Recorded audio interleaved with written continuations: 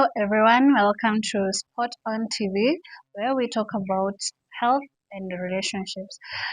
So, today we're going to talk about Shisha, and in studio we have Dr. Ellie, who is going to explain further about Shisha and its effects. So, Dr. Ellie, welcome so much to the Thank show. you. Thank you. So, maybe you can tell us why should we talk about Shisha? Why should we educate people about it? Uh, Usually, this is how I look at it. Um, if you have two thieves in your village, one that people know, they know the time that he comes to steal and everything, you not worry so much about that thief because you can just time him. You know the way when he comes and when and what he does. Yeah. But you have another thief who every day comes and steal your chicken and disappears with it every single day. You don't know who he is, you don't know what time he comes. All you know that in the evening, one chicken is missing. Mm-hmm. So you do your best to be cautious about that one thief who comes unexpectedly. That is Shisha today. Okay. We know about alcohol, Mhm. we know about cocaine, we know about Mira, we know the effect of those things. But Shisha, people don't know about this. And that's why I'm thinking it's a good topic that you guys have brought forth today that we talk about shisha because it has a lot of effects that we do not know about. Okay. Yeah, Okay. Thank you. Also, maybe you can tell us history of shisha. Where did it come from? Shisha, formerly known as hookah, originated in India. In India, in the 16th century, by a doctor called Abdul Fattah. Now, there was a problem with the consumption of nicotine at that time, and they were to outlaw nicotine use. So he came up with an idea that uh, shish, cigarette can still be used as long as nicotine goes through water for purification. Mm. And that's how they came up with the first shisha. And that time, they were just using simple things like bamboo and sticks Mhm. to pass nicotine through water for purification, and then they use it. Then quickly, the use of hookah became common in Persia, and they even made it a bit more sophisticated in a way that they used beautiful metallic kettles, and it became more of a thing for the royal people than the common people, and that's why it became more common and more popular. And then it quickly gained fame in North Africa. I'm talking about Egypt, I'm talking about Tunisia, I'm talking about Algeria, I'm talking about Sudan. Sudan is in the northern Africa, and it became a bit more prominent in those areas. But fast tracking it today, shisha is widely used in Africa and in America, and actually, so many Africans are using it even without knowing the history of this. It was meant for good initially when it started, but right now it is not the case. Instead of shisha being good today, shisha is bad because it is not reducing nicotine right now, it is increasing nicotine.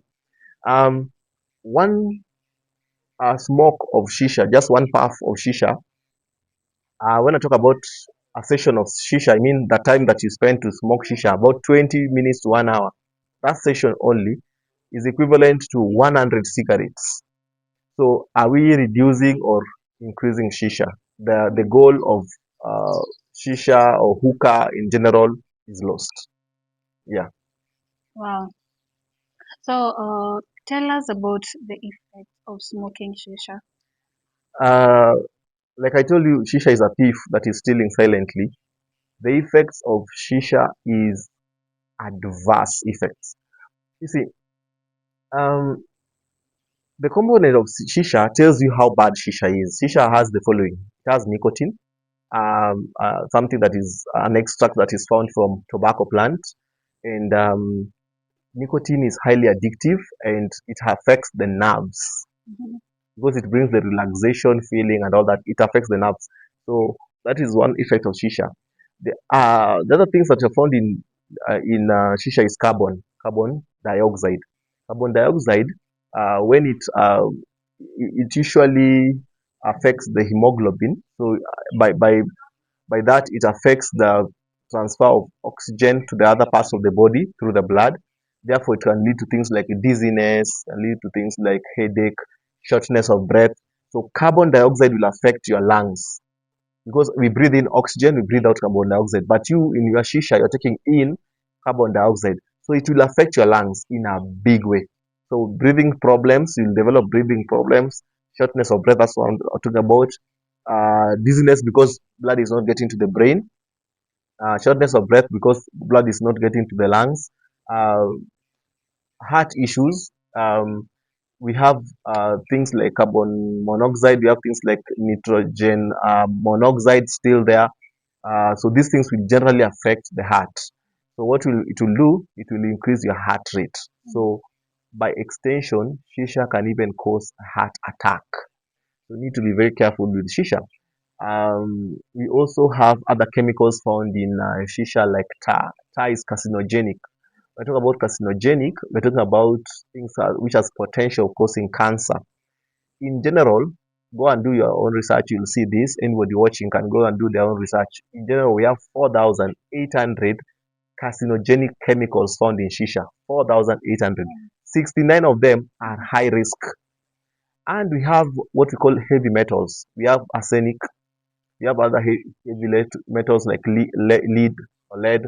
We have metals that are generally being used in coating other metals to prevent them from rust being used in shisha. And trust me, if a metal that is being used, think about this, a metal that is being used in coating other metals to prevent them from rust is getting into your body, how bad is that metal? They are found in shisha. You must be very careful with shisha. So in general, we have about 8 or 9 types of cancer that you can get from shisha. One, oral cancer, mouth cancer. Two, esophagus, esophageal cancer. Three, affects the lung cancer. Four, we have stomach cancer. Five, bladder cancer.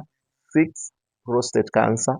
Seven, intestinal or colon cancer, shisha, to mention but a few. If you're pregnant and you're taking shisha, be very careful. You might have baby being born underweight, which will bring potential risks for the rest of their lives. If you are pregnant, you're taking shisha, you can even have a miscarriage. It is as bad as that. And so be careful about that. Also, infertility. Shisha will affect infertility for both men and women. So be careful about that. So you can see the effects of shisha are so far reaching. And people just take it as fun, not knowing that the shisha is a silent killer, is bad.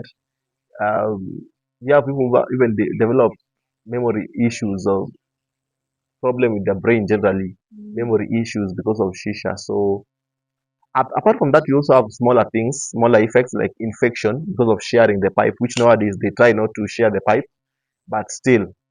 And then the idea that shisha is passing through water, so it will be purified, is a lie. Actually, you know what water does when it meets with some of these chemicals? They become worse or more stronger chemicals. If we had a board here, I will draw for you the chemical analysis or how different metals react with water. So it's even worse. That's why I'm saying previously, when shisha was developed with just a bamboo stick and bamboo sticks and bamboo, and the only thing that was passing there was nicotine and water, it was much better. Today is worse because of all these chemicals and also carbon dioxide, which is heating the whole thing. So it's horrible, the least I can say. Yeah. Okay. So, Dr. Eli, having 7 types of cancers Yeah. and almost uh, shisha causing health issues like almost 100%. Yeah. So, is there any benefits that shisha comes with? Yeah, I have only one benefit of shisha. It is for the owners of shisha. They are making money. They are making money at your own expense. So that's the only benefit of shisha to the people selling shisha. To you in your health, to your health, there's no benefit. In fact, They are making money, you are losing money. And in the process of losing money, you're not only losing money, you're also losing your own life. You're affecting your own life. Mm. I sometimes I wonder when young people, there's a tragedy in this country. There's a problem in this country where you see young people are saying, we go to the gym, we're going to do exercise in the gym, and then at the same time, the same guys who are going to the gym are smoking shisha. Now, this is a problem. If you're going to the gym and you're still smoking shisha, you are going to the gym to help your body avoid things like excessive fat, which in return will affect the heart and your blood vessels, etc. On the contrary, you're doing shisha, which is speeding the same problem 5 times. You're going to the gym to reduce weight because too much weight is harmful to your heart, blood, and everything else. On the other side, they're using shisha, which is affecting the heart even more.